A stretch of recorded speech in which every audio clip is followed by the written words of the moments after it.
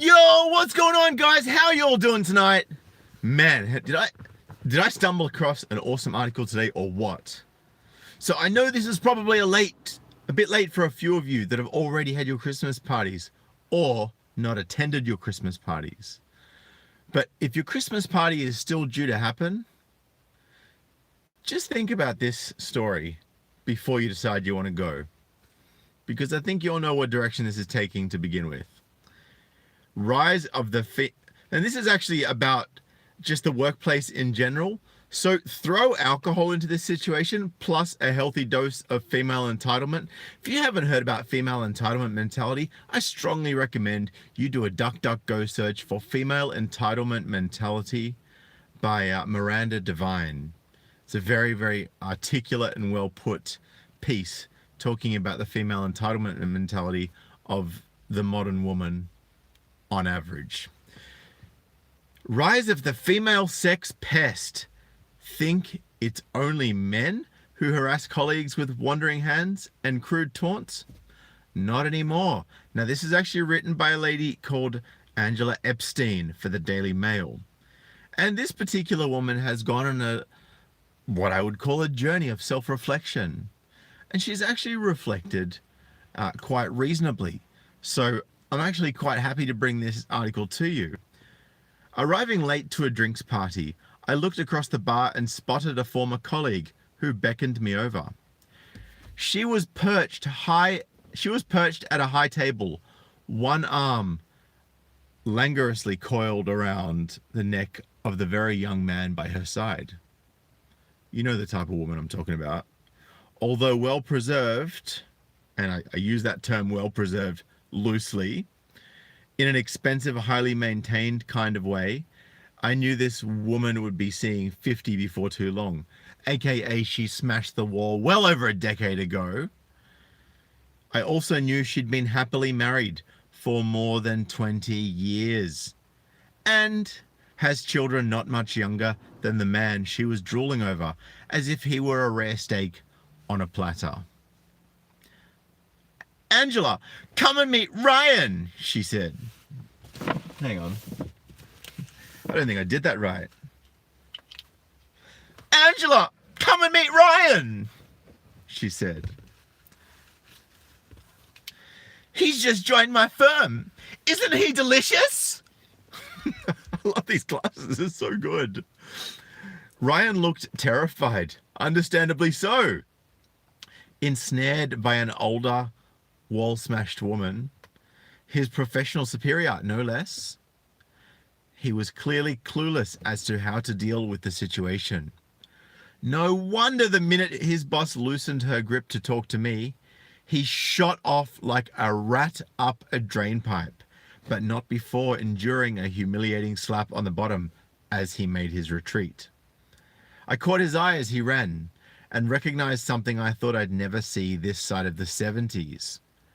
Though he was trying to laugh it off, I saw the desperation of a subordinate being sexually harassed. Whereas in the past, it would have been a female office junior hiding in the toilets at the office party from a predatory male boss. Now the roles were reversed.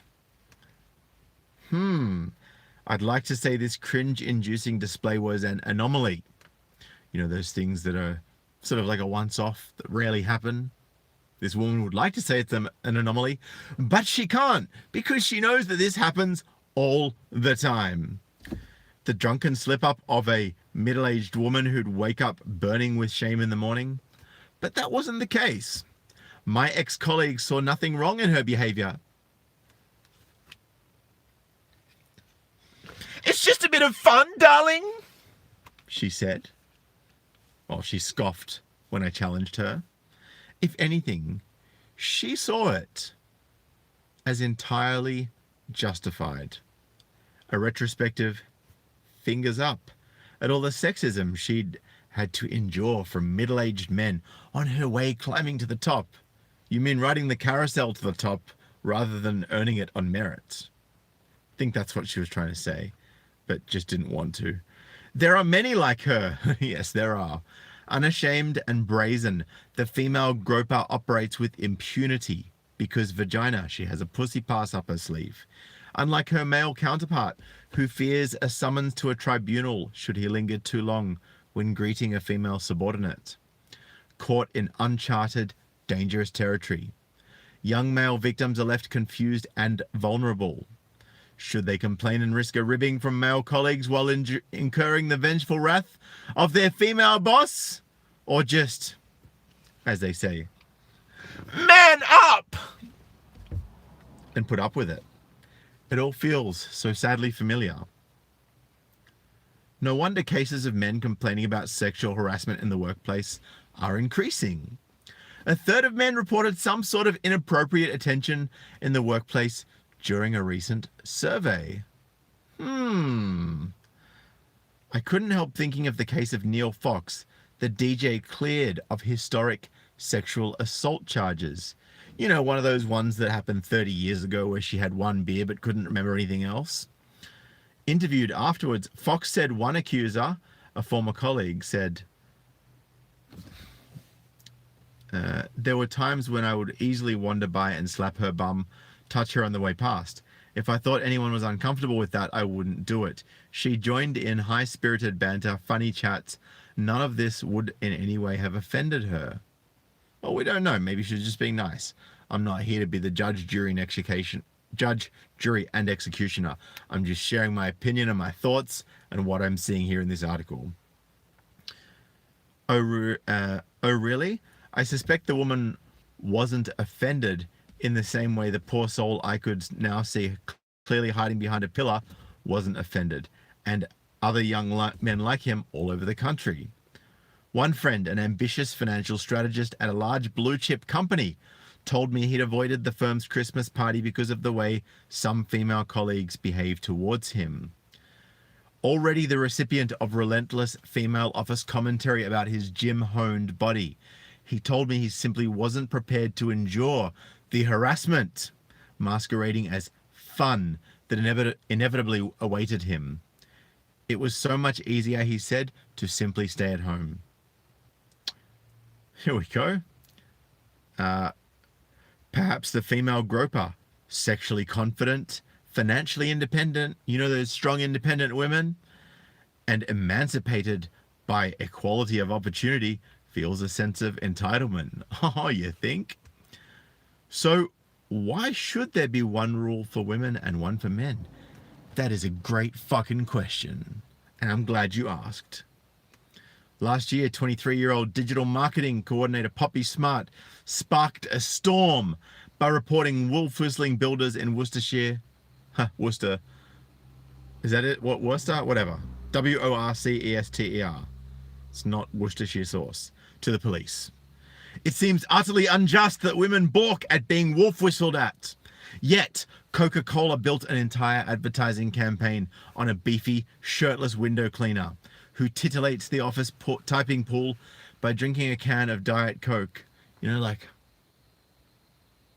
outside their window. Perhaps the female groper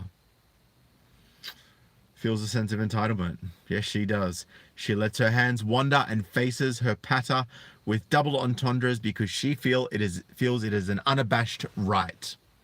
That is how she feels. The female groper also believes, perhaps, that men can take it. Yet many can't. Militant feminism. Oh, did this lady in the article just say militant feminism? I believe she did. Militant feminism may have succeeded in emasculating men on so many levels. Thank you so much for that $5 donation, John Gartside. I appreciate you. Yet it continues to turn its back on the thought of men also being the victim. Groups such as Everyday Sexism clamor loudly and rightly about harassment, but remain silent when it comes to male victims. Yeah, that's because they're a bunch of hypocritical, can't understand normal thinkers. According to Danielle Ayres, an employment lawyer with Gorvin's solicitors, sexual harassment clearly applies to men and women. Yes, it does. But is it enforced equally towards both? Fuck no. Clearly applies to both men and women, since it is a form of discrimination under the Equality Act. Yet through the course of her work, Danielle points out that women are much more likely to raise complaints than men. Perhaps it does happen more frequently to women, but I doubt the disparity in the number of the complaints is purely due to men being the main perpetrators. Nor do I think it's because women are more sensitive or more easily offended either. The women brave enough, those brave women, the women brave enough to complain feel they have a genuine grievance. Rather, it's more likely that more women complain because men are more reluctant to say anything. Yeah, because we're going to be told, oh, well, you should have liked it. And sometimes we do. Sometimes women like it. But it doesn't give us or women any more of a license to do it than the other. That's my point. And thank you so much for that donation, Peppermint Cat's Ass. He says, you're awesome, bro. I appreciate you, bro. Thank you so much. They may feel like they'll lose face if they complain or that they won't be taken seriously. Maybe then the female groper is able to flourish because of the cliched vicious cycle. She does it because she can, and because she can, she does it. Because she's enabled, right? She is emboldened to do it. It's a knock-on effect that breeds an atmosphere of acceptance, all too familiar in the recent U-Tree investigations, where quite repulsive predatory behavior of celebrities such as Stuart Hall and Rolf Harris was seen as normal and often copied. On this last point, I hold up my own occasionally wandering hands. Oh, so the female author of this article also has wandering hands. He touched me on the titties hands. Hashtag me too. On this last point, I hold up my own occasionally wandering hands and admit how easy it is to fall into tactile behavior or gentle sexual banter with men. Take the time a few weeks ago when I bumped into a former colleague who had lost more than a stone since I'd seen him. We'd always had a gently humorous working relationship. So I found myself commenting how he was quite the hottie these days. Her words, not mine. I even asked him to give me a twirl. He demurred, before patting his arm and asking what had prompted him to venture into centerfold territory. He took my remarks in good spirit. Perhaps he loved the attention, as many men do, maybe. But what if he was, as Danielle Ayres suggests, putting on a front? It's a great question. I'm glad you asked. And there's more! There's more? Last month, after completing a project with a group of colleagues, we began discussing a celebration dinner. Steve, a good-looking man in his 30s, said he'd be unable to make the proposed date. Said he'd be unable to make the proposed date. Oh no! Cried one of the women.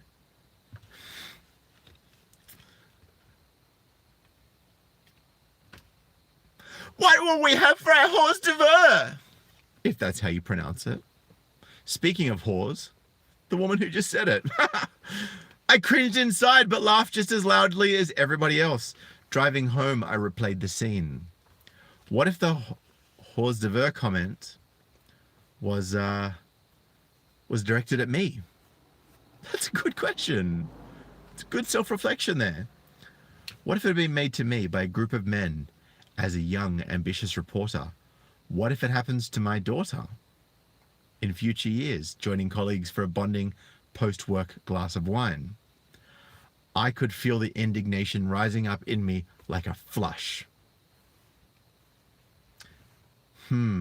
Conversely, I remember interviewing a fairly high-profile businessman who admitted that at one firm where he'd worked, a female colleague regularly directed lewd remarks towards him and would often pinch his bottom in the corridor. He told her to stop, but she didn't. His reprieve came only when she left the company, with a glowing reference and unblemished character. Right? He felt he couldn't do so because he couldn't bear to think how making a fuss would go down at the partners' meeting. The female groper is not taken as seriously as the male one because of the glaring double standard men. So she continues apace, dispensing unwelcome caresses and inappropriate conversation because she is a woman and because she can. As for myself, after watching the unedifying spectacle of poor old Ryan, I have every intention of keeping my hands and my wit to myself in future. I just wish my sisters could do the same. So, gentlemen and ladies, what do you think about the double standard pointed out in this article? What do you think about this woman's level of self-awareness? I personally think that it's a breath of fresh air, let me just say, because there are so many women in the workforce who don't reflect that way. And I think the more women start to reflect in this way, the more they're going to start to become aware about how hypocritical them and their sisters have been in the past by way of being so hard on men who are just trying to be nice, or maybe being a little bit flirtatious, when they do exactly the same or worse in some instances. Increasingly, apparently, more instances than not, relatively speaking, compared to men. All right, guys, I'm out of here for now. I appreciate you all tuning in. You know, I love doing these videos for you guys daily. And I'm going to go inside and after I do my Patreon video after this, if you want to get my raw and uncut videos, head on over to patreon.com/Sydney MGTOW. I'll be over there at 6:30 tomorrow morning. It is currently 8:25 p.m. Sydney time on Saturday. With yet another video. My back catalogue of my raw and uncut is available over there. Also, if you pledge $1 or more a month. If you guys want to donate on PayPal, paypal.me/Sydney MGTOW. You want to check out my shirts, represent.com below. If you're watching my videos for the first time, you know you want to hit that subscribe button down below and the bell next to it. Don't miss out on my good shit. But to all of you, I appreciate you all. I look forward to bringing you tomorrow's topic soon. Peace.